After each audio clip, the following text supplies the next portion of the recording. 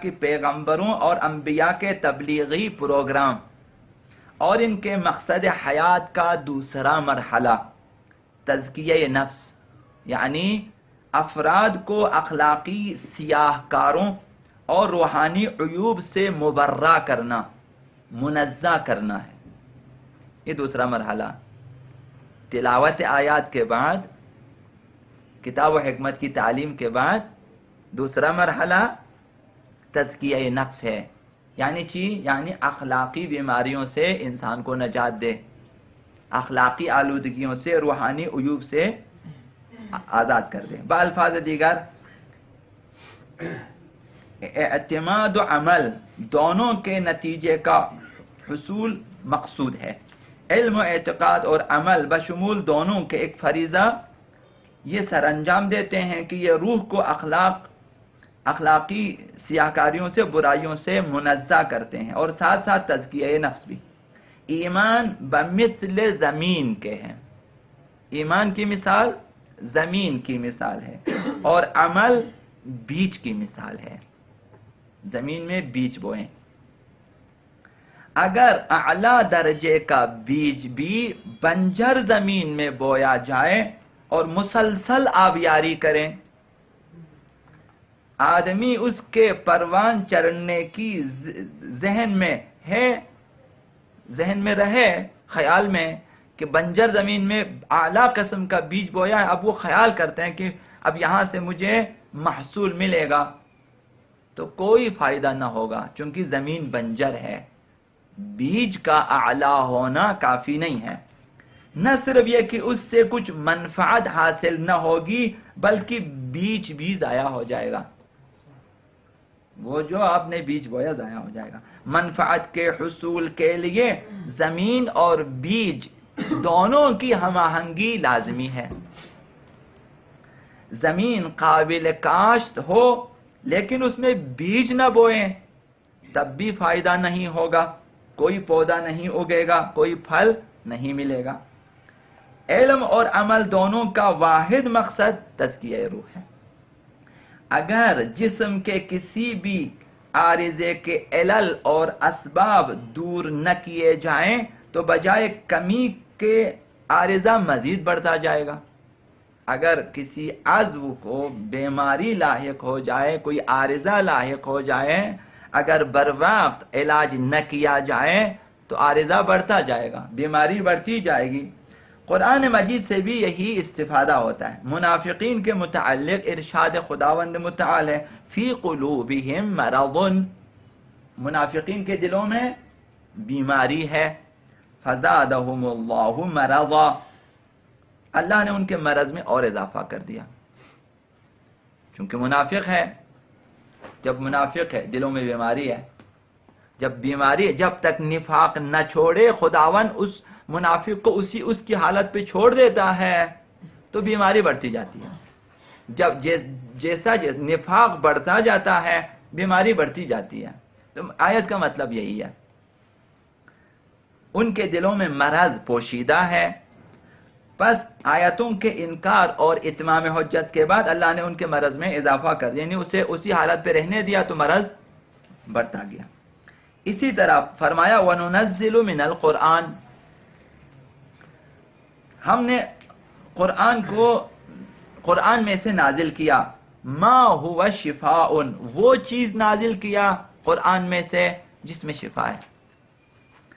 قرآن کے توسل سے اس چیز کا نزول کرتے ہیں ہم جو مؤمنین کے لیے شفا اور رحمت ہے۔ ما هو شفاء ورحمت للمؤمنین، قرآن شفا ہے لیکن سب کے لیے نہیں، مؤمنین کے لیے۔ قرآن رحمت ہے نہ سب کے لیے لیکن مؤمنین کے لیے۔ اس دن عرض کیا آپ کی خدمت میں کہ جو ہے ان کا بادشاہ یہ فارس کا مر گیا تو بہترین قاری کا انتخاب کیا کہ اس کی قبر پہ قرآن پڑھے۔ اب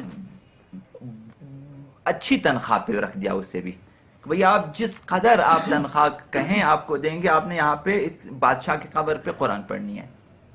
وہ قرآن پڑھنے گیا، پھر اگلے دنوں میں دیکھا قاری قبرستان پہ نہیں ہے، غائب ہے، ڈھونڈا نہیں ملا، بھائی یہاں سے غائب ہو، کہا ڈھونڈو اسے، ڈھونڈا، کہا بھائی پیسے کم ہے کہ آپ قرآن نہیں پڑھتے؟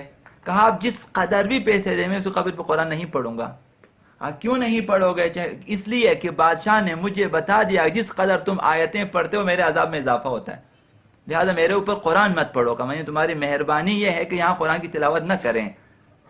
چونکہ زندگی میں قرآن کے ساتھ سروکار نہیں رکھا، اب قرآن کی مخالفت کرتے رہے ایک عمر، اب قبر میں آپ اوپر قرآن پڑھیں تو برعکس اثر ہوتا ہے اس پر۔ اس آیت کی تلاوت کی، اس پہ اس نے عمل نہیں کیا تھا، ایک عذاب کا اضافہ، دوسری آیت پہ عمل نہیں کیا تھا اس نے، اب دوسرے عذاب کا اضافہ ہو جاتا ہے۔ تو لہذا قرآن میں شفا ہے، رحمت ہے ان کے لیے جو مومنین ہیں، ایمان چاہیے، لیکن ظالموں کے لیے وَلَا يَزِيدُ الظَّالِمِينَ إِلَّا خسارہ۔ قرآن وہی قرآن ہے لیکن ظالمین کے لیے اس میں خسارہ ہی خسارہ ہے، کیونکہ وہ قرآن کی مخالفت میں عمل کرتے ہیں، مخالف سمت میں چلتے ہیں، اس لیے خسارے میں اضافہ ہو جاتا ہے۔ معلوم ہوا کہ علم القرآن دو اشیاء سے وابستہ ہے، یعنی حکمت اور تزکیہ نفس۔ قرآن کا علم اس وقت فائدہ مند ہے جب حکمت اور تزکیہ نفس، حکمت سے مراد جہان آفرینی کے بید اور عقیدہ آخرت کے متعلق امور پر اعتقاد ہے، اسرار کائنات پہ اعتقاد اور آخرت کے متعلق امور آخرت کے متعلق اعتقاد۔ بالفاظ دیگر حکمت معرفت حق ہے، اور تزکیہ نفس کا تعلق حلت و حرمت سے، یعنی احکام شرعیہ سے۔ اعتقاد و عمل دونوں قرآنی تعلیم کا نچوڑ ہے، ان دونوں کا نچوڑ تزکیہ نفس۔ تزکیہ نفس کے بھی دو مراحل ہیں، اول بیرونی اور ظاہری تزکیہ، جبکہ ثانیاً اندرونی اور باطنی تزکیہ ہے۔ تزکیہ ظاہراً بھی ہمارا تزکیہ ہونا چاہیے، یہی لباس کی صفائی، یہی محاسن کی درستگی، یہی آپ بالوں میں کنگھی، یہی آپ شائستہ طریقے سے چلنا، شائستہ طریقے، یہ بھی ہے ظاہری، اور باطنی بھی۔ تزکیہ روح اور اعتقاد عمل کے نتیجے کے حصول کے لیے لازم ہے کہ حائل رکاوٹیں دور کی جائیں۔ اس راہ میں ظاہری اور باطنی طور پر تزکیہ کی راہ میں جو رکاوٹیں انہیں دور کر دیا جائے، جو خار اور پتھر اعتقاد و عمل کے اثر کو ختم کرنے کا موجب ہوں ان کو دور کر دیا جائے۔ ظاہری تزکیہ نفس کا مرحلہ اعضاء و جوارح کے توسط سے عبادت اور اطاعت سے پایہ تکمیل کو پہنچتا ہے، یعنی اس مرحلے میں جسم کام آتا ہے، اور باطنی تزکیہ نفس کا مرحلہ روح کی بھرپور پاکیزگی سے تعلق رکھتا ہے۔ ظاہری تزکیہ ہے کہ انسان جسم کے اعضاء و جوارح کے ذریعے اطاعت کریں خدا کی، عبادت کریں خدا کی، فرمانبرداری جسم کے ذریعے ظاہری تزکیہ ہے، ان اعضاء کے ذریعے گناہ نہ کریں، باطنی تزکیہ روح کی پاکیزگی ہے۔ اعضاء اور جسمانی امور کے توسط سے تزکیہ نفس یہی ہے کہ انسان گناہان کبیرہ سے اجتناب کرے۔ جب تک انسان کبائر سے اجتناب نہیں برتے گا اس وقت تک اسے یہ توقع نہیں رکھنی چاہیے کہ اس کے اعمال صالحہ قبول ہوں گے۔ تو سر فہرست گناہان کبیرہ ہے، گناہان کبیرہ کی تعریف آ جائے گی کہ وہ گناہ جس کے بارے میں شریعت نے سختی سے منع کیا اور سزائیں بیان کی ہے، تنبیہ کیا ہوا ہے، ایسے گناہ جس کی سزائیں بیان ہوئی ہیں کہ بھئی اس کے لیے جہنم ہے، اس کے لیے عذاب ہے، اس کے لیے یہ، تو جہاں سزائیں بیان ہو جائیں وہ گناہ کبیرہ ہے۔ جہاں خدا نے لعن کیا ہے بعض گناہوں پہ گناہ کبیرہ ہے۔ تو اولاً اعمال صالحہ کی قبولیت کے لیے ضروری ہے کہ گناہان کبیرہ ترک کیا جائے۔ چنانچہ قرآن مجید میں خداوند متعال نے فرمایا انما یتقبل اللہ من المتقین، خداوند صرف متقین کے اعمال قبول فرماتا ہے۔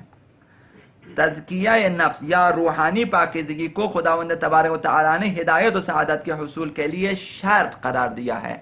حصول سعادت اور حصول ہدایت کے لیے شرط ہے تزکیہ نفس، روح کی پاکیزگی.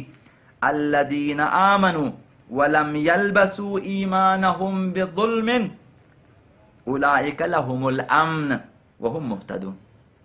جو لوگ ایمان لائے، ولم يلبسوا ایمانهم بظلم، اور ایمان کو ظلم سے آلودہ نہیں کیا. ظلم یعنی گناہ، ہر گناہ ظلم ہے. ربنا ظلمنا انفسنا، ہم نے اپنے نفسوں کو ظلم یعنی گناہ کیا، اور گناہوں سے اپنے ایمان کو آلودہ نہ کیا. اولئک لهم الامن، انہی کے لیے امن و سلامتی ہے، عذاب نہیں ہے، خوف نہیں ہے، ڈر نہیں ہے.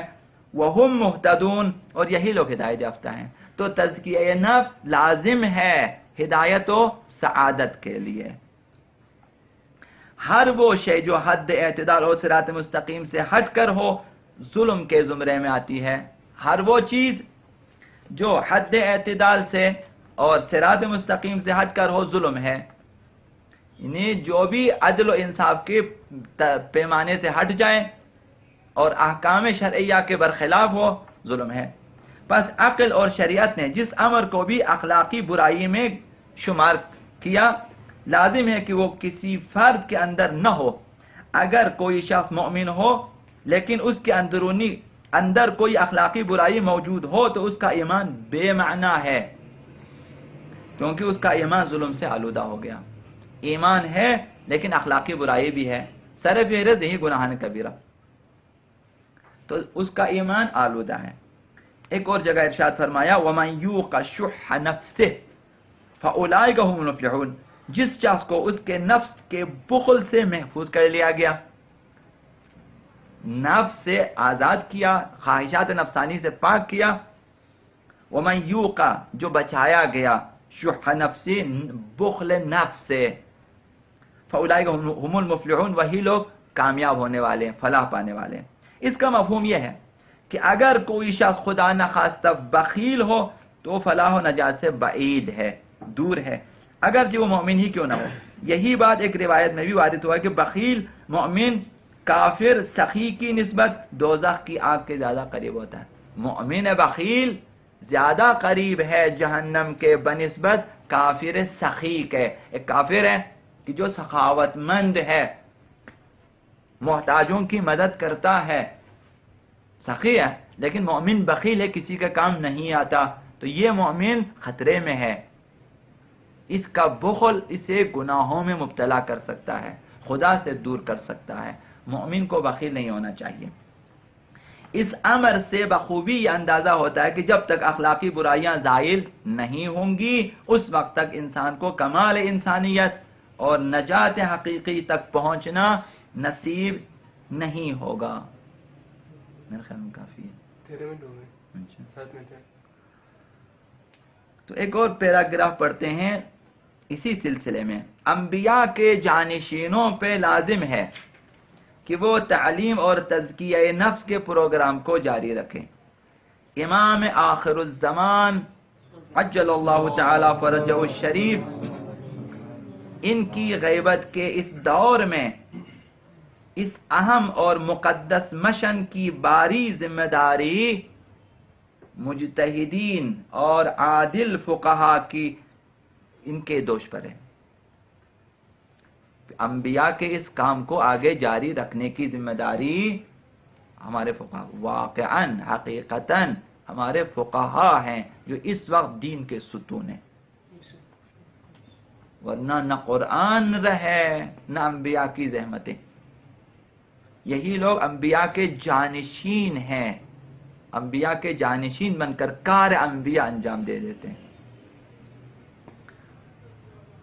بعض وہ بھی ہیں جنہوں نے وہ کام کیے ہیں جو بعض انبیاء نہ کر سکے، اگرچہ بڑی بات ہے.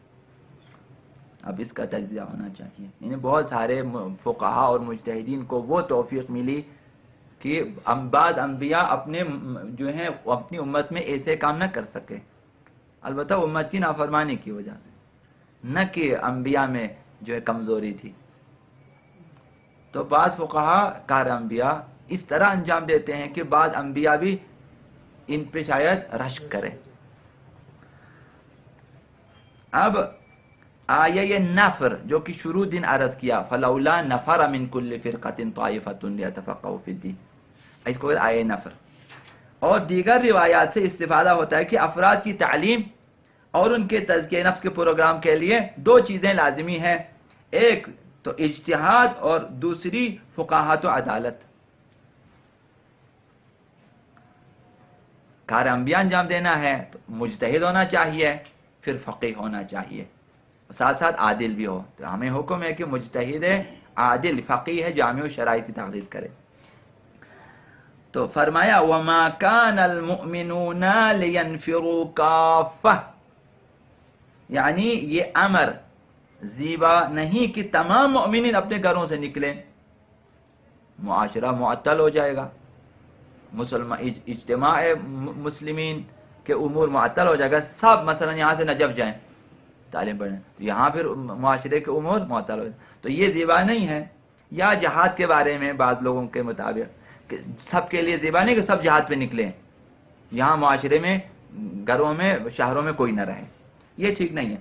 تو پھر بلکہ فلولا نفر من کل فرقۃ منہم طائفہ، ان میں سے ہر گروہ کی ایک ٹولی خروج کیوں نہیں کرتی، ہر قوم میں سے ہر گروہ میں سے ایک چھوٹا سا گروہ نکلے، چند افراد، تاکہ لیتفقہوا فی الدین، تاکہ وہ دین میں سمجھ بوجھ حاصل کریں، دین کو سمجھیں سیکھیں اچھی طرح. وَلْيُنذِرُوا قَوْمَهُمْ إِذَا رَجَعُوا إِلَيْهِمْ، اور جب قوم کی طرف پلٹ کر آئے تو ان کو آخرت کے انجام سے ڈرائے، عذاب الہی سے ڈرائے، نافرمانی سے، سرکشی سے ڈرائے. لعلہم یحذرون، تاکہ یہ لوگ انجام آخرت سے خوف کھائیں، یہ لوگ پھر خدا کی نافرمانی سے دور رہیں. آیہ نفر. اسی طرح ایک اور جگہ روایت ہے کہ جو ہیں اب یہ جو ایک گروہ نکلتا ان میں سے بعض فقیہ ہو جاتے ہیں، بعض لوگ مبلغ ہو کے آ جاتے ہیں، بعض لوگ خطیب بن کے آ جاتے ہیں، بعض لوگ پھر آخری مقام پہ جا کے عارف و فقیہ ہے جامع شرائط بن جاتے ہیں.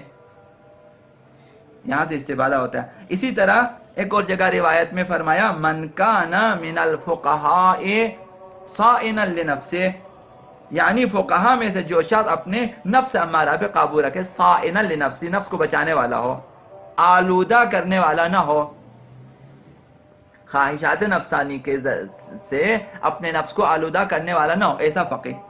حافظا لدینہ، اپنے دین کا محافظ ہو، وہ کسی بھی قیمت پہ دین پہ آنچ آنے نہیں دیتا، ایسا فقیہ جو اپنے دین کو بچانا چاہتا ہے، محافظ دین ہے. مخالفاً لہواہ، اپنی نفسانی خواہشات کی مخالفت کرنے والا ہو، خواہشات نفسانی کی اطاعت کرنے والا نہ ہو، پھر وہ بندہ خواہشات نفسانی ہے. ارأیت من اتخذ الہہ ہواہ، اس شخص کو دیکھا جس نے اپنی خواہشات خدا بنا، ایسا نہ ہو، مخالفت کرنے والا ہو خواہشات نفسانی کی. تو پھر مطیعا لامر مولا ہو، اور اس کے بعد اپنے مولا کے حکم کا مطیع ہو. مولا یعنی خداوند متعال، مولا یعنی رسول، مولا یعنی ائمہ اطاعت، اپنے مولا کے اطاعت گزارے، یعنی خدا رسول اور اہل بیت کی اطاعت کرنے والا ہو، ایسا فقیہ. تو پھر فللعوام ان یقلدوا، تو عوام پر لازم ہے کہ ایسے فقیہ کی تقلید کریں. تو ہماری ذمہ داری واضح ہو گئی، ہم عوام ہیں، ہماری ذمہ داری کیا؟ اس دور میں، دور غیبت آقا امام زمان علیہ الصلوۃ والسلام میں، ہم سب کی ذمہ داری کیا ہے؟ ایسے فقیہ کو تلاش کریں کہ جو اپنے نفس کو برائیوں سے بچانے والا ہے، دین خدا کی حفاظت کرنے والا ہے، اور خواہشات نفسانی کی مخالفت کرنے والا ہے، اور خدا و رسول کی اطاعت کرنے والا. ایسے فقیہ کی آ کر تقلید کریں. یہ اس وقت ہماری سرفہرست ذمہ داری ہے تزکیہ نفس میں. یہ پہلا قدم ہے، پہلے آپ درست تقلید کریں، پھر آپ سیر و سلوک کی راہ میں آ سکتے ہیں. اس بنا پر رہبر و پیشوا وہ فرد ہونا چاہیے جو بنیادی عقائد کے علم و معارف میں یقین و کمال کی بلندیوں پر فائز ہو، تبھی تو مجتہد بنتا ہے، تاکہ دوسروں کو بھی صاحب عرفان اور صاحب ایقان بنا دے، بامعرفت بنا دے اور صاحب یقین بنا دے اپنے ایمان میں اور اپنے عمل میں. اسی طرح اسے احکامات الہیہ پر پوری توجہ سے دسترسی حاصل ہو، فقیہ، تاکہ وہ ان کو تشریعی ذمہ داریوں سے بخوبی آگاہ کر سکیں. تشریعی یعنی احکام شرعیہ، یہ جو ہمارے اوپر واجب، حرام، مکروہ، مستحب، مباح یہ چیزیں ہیں، یہ تشریعی اوامر ہیں اور جو ہیں تشریعی ذمہ داریاں ہیں. اسے آگاہ کر سکیں، اس سے اخلاقی برائیوں سے بھی منزہ ہونا چاہیے، یعنی فقیہ کو اخلاقی برائیوں سے پاک ہونا چاہیے، تاکہ اس کا وجود اخلاقی کسوٹی سے بھی دیگر افراد کے لیے مثالی نمونہ بن سکے. چونکہ ان کی تقلید کرنی ہے، جب تقلید کرنی ہے ان کی سیرت بھی ہمارے لیے قابل تقلید ہونی چاہیے، خود ان کی روش بھی قابل تقلید ہونی چاہیے، اور دیگر افراد اس کے گفتار و کردار سے موزونیت کی حد تک استفادہ کر سکے. تو اس وقت ہماری ذمہ داریاں واضح ہو گئی. ہمیں قرآن مجید میں دقت کرنی ہے اور دلائل و براہین میں تحقیق کرنی ہے. کرنے کے بعد ہمیں اپنے اصول دین کے بارے میں یقین حاصل کرنا ہے، اور اس کے بعد احکام شرعیہ کے سلسلے میں آنا ہے، فقیہ جامع و شرائط کو تلاش کرنا ہے اور کر کے ان کی تقلید کرنی ہے. پھر ان سے نصیحتیں بھی حاصل کرنی ہے، ان کی سیرت کے مطابق اپنی زندگی کو بھی ڈالنا ہے، تاکہ ہم اپنا تزکیہ نفس شروع کر سکیں.